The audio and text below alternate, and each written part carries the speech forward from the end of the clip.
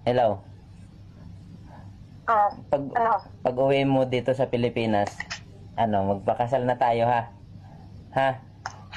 May pera ka na pang gastos. Hindi nga. Paghandaan mo nga, di ba sa March ka pa uuwi o ilang buwan pa yon? Anong buwan na ngayon? July, August, September, October, November, December, January, February, March. 9 months pa yun, oh. Mapapaghandaan mo pa yan. Makaipon kang mga 150,000. Ayos na yung pangkasal natin. No?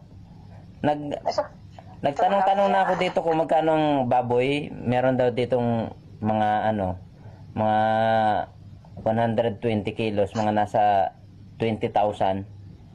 O ibibili tayo mga 6 na baboy. Di 120,000 yun.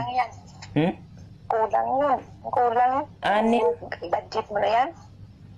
Kulang yun. Sabi mo na 150,000.